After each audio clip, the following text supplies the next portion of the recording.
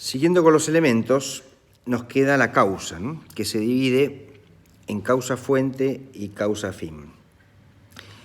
La causa-fuente es todo hecho dotado de virtualidad suficiente, ¿no?, que establece el nacimiento de una obligación. Vélez Arfiel, en el Código Viejo, decía que no hay obligación sin causa, es decir, sin que sea derivada de un acto lícito o ilícito, de las relaciones de familia o de las relaciones civiles. Retengamos esto de acto lícito o ilícito. Pero lo cierto es que la obligación, para que nazca, tiene que reconocer una causa fuente, es decir, una causa eficiente que no es más que un hecho, que tiene virtualidad suficiente para generarla, porque si no, no hay obligación. Y la clasificación clásica de la causa fuente es cuatripartita, que son los contratos, que son los acuerdos de voluntades, los quasi ex contractos, que se lo terminó denominando quasi contratos, que no es exactamente lo mismo, porque quasi ex contractu es como si fuera de contrato. En cambio, un quasi contrato es un casi contrato, que es la negación del contrato mismo. Bueno, lo cierto es que la denominación evolucionó para ese lado y se lo llama las nacidas de los quasi contratos. También de los delitos y de los quasi delitos, es decir, los hechos ilícitos que se dividen en delitos cuando existe el dolo y quasi ex delito, como si fuera delito, que se los termina denominando quasi delitos cuando existe la culpa y no el dolo, es decir, cuando no hay intención de dañar. Bueno, en cualquiera de los casos, los contratos, los quasi contratos, los delitos y los quasi delitos hacen nacer obligaciones. Por ejemplo, si yo me comprometo a comprar este barbijo, hacen nacer la obligación de pagarle el precio. O sea que estoy obligado a pagar el precio porque me comprometí a comprarle el barbijo. Entonces, la causa generadora de mi obligación de pagar el precio es porque me comprometí por medio de ese contrato, es el contrato. Pueden hacer como si fuera de contrato, un quasi ex contractu o quasi contrato, como le llaman ahora, que es cuando el gestor de negocios, por ejemplo, cuando una persona hace un negocio en favor de otro, genera una obligación que es la que tiene que cumplir. Por ejemplo, si está actuando en un expediente, en un juicio, y no está el abogado, puede aparecer otro abogado actuando como gestor en favor de la persona que es la que debe, que es la que tiene que manejarse dentro del expediente. Entonces, sin tener el poder para hacerlo, a través de lo que se llama gestión de negocios, cumple los actos procesales, por lo tanto queda obligado frente a la parte y la parte queda obligado frente a ese abogado que intervino, es lo que se llama gestión de negocios. O puede nacer también la obligación de un delito, es decir, si alguien le pega intencionalmente un tiro a otra persona y lo daña, puede no matarlo, pero lo daña, bueno, eso es un delito y tendrá que repararlo patrimonialmente. O puede no haber intención de dañar, puede haber culpa, puede haber alguien manejando cualquier elemento y por negligencia le causa un daño, abre mal una ventana, mueve mal una pieza, lo que fuere, y le corta un dedo, le causa un daño, lo que fuere, es un cuasi delito, porque lo que media es culpa y no dolo, no hay intención de dañar, y también nace la obligación de reparar. Todos esos casos tenemos que el deudor debe frente al acreedor determinada prestación, porque nació una obligación, porque hubo un contrato, un cuasi contrato, un delito, un cuasi delito. Eso es lo que se llama causa fuente. Pero también aparece lo que se llama causa fin, que es el otro elemento que debemos analizar, que integra la causa, que se separa de la causa fuente y le denominamos causa fin o finalidad. Este elemento de la obligación solo es aplicable a las obligaciones nacidas de los actos voluntarios, de los actos lícitos, básicamente de los contratos. Tiene que haber una finalidad. No así las obligaciones nacidas de los hechos ilícitos, delitos y cuasi delitos, porque es inconcebible que alguien le pegue un palo en la cabeza a otro para obligarse a indemnizarlo. Eso no entra en la cabeza del derecho. Entonces, el elemento finalidad o causa fin es un elemento de las obligaciones que nacen de los actos lícitos, es decir, básicamente de los contratos. Bueno, la teoría de la causa es una teoría que ha tenido un gran desarrollo en la filosofía. No es solo que tiene que ver con el derecho, tiene que ver con todo el desarrollo filosófico desde Aristóteles para acá. Aristóteles entendía que en toda acción humana y también en toda acción de la naturaleza, fíjense que esto excede el derecho, ¿no? En acciones de los hombres y en lo que sucede en la propia naturaleza se reconoce lo que él llamaba 4 causas: la causa formal, la causa material, la causa fuente y la causa final. Y daba el ejemplo clásico, que es el ejemplo de la estatua. Cuando un escultor toma un mármol y lo transforma en una estatua, él reconoce ahí 4 causas. Está la causa formal, que es esta forma que adquiere ese mármol, que es una pieza entera, y adquiere la forma de por ejemplo, de un guerrero ecuestre, un guerrero en un caballo. La causa material es el propio sustrato, es ese mármol, que es lo que hace que nazca la estatua. La causa fuente es el brazo del escultor, que esculpe y con sus golpecitos sobre el mármol va dándole forma y va formando la estatua. Es la causa formal. Y la causa fuente. Y la causa final es el para qué. ¿Qué quiere hacer con esa estatua? ¿Homenajear a quién? ¿Qué es lo que quiere hacer? ¿Para qué la hace? ¿Para qué ejecuta eso? Además del ejemplo de la estatua, Aristóteles decía que también se daba en la propia realidad de la naturaleza, y tomaba el ejemplo de la lluvia. Decía que los hechos de la naturaleza también reconocen 4 causas, y el ejemplo de la lluvia, que es el que él difundía, decía que, bueno, cuando cae la lluvia es porque el agua que está en los ríos asciende por calor, se condensa y cae en forma de gotas, y cae en los campos. Entonces, la causa formal es el agua que adopta esas formas de gotas en el proceso de condensación del agua.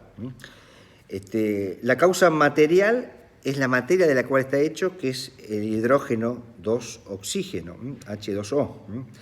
La causa eficiente, o la causa fuente, es ese proceso que se describe de condensación. El agua se condensa y cae en forma de gotas. Ese es el proceso que es la causa eficiente de la lluvia, la causa fuente. Pero existe además una causa final, decía Aristóteles. ¿Para qué llueve? No es que llueva porque sí. Llueve para algo, ¿Para qué? Bueno, para que los campos se rieguen, el ganado paste, engorde y los seres humanos, que no sean veganos, puedan alimentarse y así se reproduce la especie. Es decir, existe una causa material. En las teorías de las obligaciones también se reprodujo esa idea y aparece el análisis de la causa, pero se centró en la causa fuente y en la causa fin, no tanto en la causa formal y material. Bueno, la causa fuente ya lo vimos. La causa final integra como elemento de las obligaciones, pero es un tema que discutió mucho tiempo. Primero, que integra las obligaciones que nacen, como dijimos, de los actos lícitos, no de los hechos ilícitos, no de los delitos o cuasi delitos, de los actos lícitos. Y ahí se discutía. Aparece la primera teoría que trataba de terciar en esta discusión sobre si la causa final o la finalidad es un elemento de las obligaciones, o algunos dicen, no es un elemento de las obligaciones, es un elemento del acto generador de la obligación. La primera teoría es la teoría causalista, el causalismo, que la desarrollaron autores franceses como Domat y Potier, que separa la causa de las motivaciones individuales de las partes. Entonces, para Domat y Potier, que son los impulsores del causalismo, la causa, que está vacía de contenido, es un elemento de la obligación nacida del acto lícito. Frente a esta idea, que existe la causa como elemento, la causa final como elemento de las obligaciones, se levanta una teoría contraria, que es el anticausalismo, que es la que dispone un jurista belga llamado Ernst desarrolló la teoría anticausalista frente al causalismo, que entendía que la causa, que había que separarla del contenido, que era un elemento de la obligación, la causa final, que había que separarla de las motivaciones individuales, pero la causa final, separada de las motivaciones individuales, era un elemento de las obligaciones. El anticausalismo dice, no, la verdad que es un elemento superfluo e inútil, porque la causa final se identifica en realidad con el objeto, es lo mismo que el objeto, y esto se ve con mucha claridad en los llamados contratos bilaterales, donde el objeto de una de las partes es la causa final de la otra. Si yo vendo este barbijo y contra este barbijo quiero un precio, la otra parte quiere el barbijo, su causa final es el barbijo, y el objeto mío es entregarle el barbijo. O sea, la causa final y el objeto se identifican. Y del otro lado me tiene que entregar el precio, es decir, el que compra entrega el precio, que es la finalidad por la cual se vende el barbijo y es el objeto que integra la obligación, que se obliga a entregar la contraparte. Por lo tanto, ¿para qué crear un elemento más, como la causa final, si es el objeto para la otra parte? Se identifica con el objeto, la causa final y el objeto están identificados, por lo tanto es superfluo, es inútil, no existe la causa final como elemento de la obligación. Frente a esta concepción anticausalista, aparece una teoría que la supera, que es el neocausalismo, que se plantea una pregunta que es muy apropiada, que es una pregunta importante, fundamental, que dice, una cosa es qué es lo que yo debo, qué debo, y otra cosa es por qué me obligo, para qué me obligo. Porque la causa final integra el elemento de la voluntad, integra el fenómeno de la volición, está mi voluntad, ¿para qué me obligo? Entonces, no es que yo quiera entregar un precio, no, yo quiero un precio a cambio de la cosa.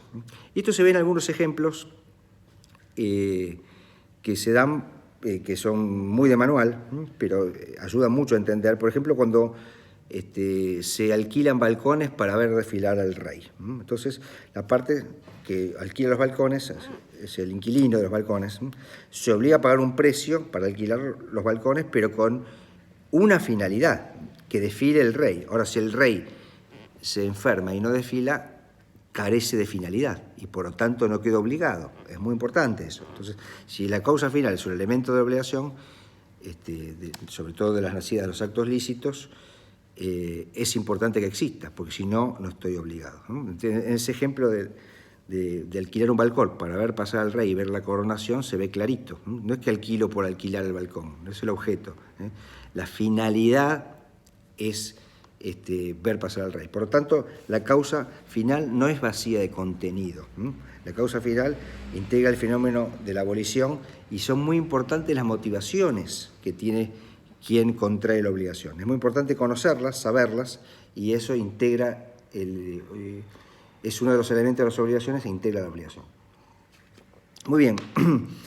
El Código de Vélez se discutía si era causalista o anticausalista, es decir, si la causa final era o no un elemento de la obligación. El Código en el artículo 499 decía que no hay obligación sin causa, es decir, que sin que sea derivada de un acto lícito o ilícito de la relación de familia o de relaciones civiles, ¿no? Hay que entender entonces, y quedarnos con eso que habíamos dicho, que la obligación podía ser derivada de un acto lícito o ilícito. Pero Trascartón, el 502, decía que la obligación fundada en causa ilícita es de ningún efecto, y luego es cuando está en contra de las leyes o del orden público. Por lo tanto, los autores causalistas o neocausalistas decían, bueno, fíjense que se refiere a causas distintas, porque si el 499, que se refiere a causa fuente, dice que una obligación puede nacer de un acto ilícito, el 502 dice que una obligación no puede estar fundada en causa ilícita, una cosa no puede ser y no ser al mismo tiempo. Por lo tanto, el 499 del Código de Vélez se refería a la causa fuente y el 502 del Código de Vélez se refería a la causa final, que no podía ser ilícita. En cambio, un acto ilícito podía generar una obligación. Bueno, los autores anticausalistas decían que no era así, que en realidad estaba mal denominado, se llamaba porque el 502 después decía que es ilícita cuando está en contra de las leyes sobre el orden público, por lo tanto está mal denominado porque eso es ilegitimidad, no es ilicitud, por lo tanto no se refiere a la causa final, sino a lo mismo que se refería al 499. Bueno, eso era una discusión que se daba sobre si la causa final se aceptaba como elemento de las obligaciones. Esa discusión entre causalistas y anticausalistas finalmente se zanjó en el nuevo código, y el nuevo código refiere con claridad en el artículo 726 a la causa, que se refiere a la causa fuente, 726, que establece que no hay obligación sin causa, es decir, que no existe obligación sin que se derive de algún hecho idóneo para producirla de conformidad con el ordenamiento jurídico. Por lo tanto, para el código nuevo existe, igual que para el código anterior, existe la causa fuente, que está en el 726, pero además adopta la causa final también como un elemento, pero en este caso no de la obligación, sino del acto jurídico que genera la obligación. Por lo tanto, quedó zanjada esa discusión. ¿Es la causa final un elemento de la obligación? Bueno, no es tanto de la obligación, sino del acto jurídico generador de la obligación. Por lo tanto, la discusión sobre la causa final quedó zanjada. Existe la causa final, aunque no como elemento de obligación, sino como elemento del acto jurídico generador. Y la recepta en el artículo 281, que se refiere a los actos jurídicos, y ahí se legisla claramente sobre la causa final y se adopta la tesis neocausalistas. Es decir, ahí se dice en el 281 que la causa fin es el fin inmediato autorizado por el ordenamiento jurídico que ha sido determinante de la voluntad. Es lo que ha determinado la voluntad. El ¿para qué me obligo? Está en el acto generador de la obligación, no en la propia obligación, pero existe. Hay causa final, no en la obligación, sino en el acto que la genera. Y también integran la causa, dice, los motivos exteriorizados cuando sean lícitos y hayan sido incorporados al acto en forma expresa o tácitamente si son esenciales para ambas partes. Es decir, los motivos exteriorizados, expresos tácitamente, integran la causa final. Y la causa final es un elemento del acto generador de la obligación. Por lo tanto, podemos decir que dentro de los elementos de las obligaciones está sujeto, objeto, contenido, vínculo, la causa fuente, y la causa final, si bien no es un elemento de la obligación, sí lo es del acto generador de la obligación. Esa aclaración tenemos que hacerla, pero la causa final es un elemento que existe y hay que tenerlo en cuenta. Bueno, gracias.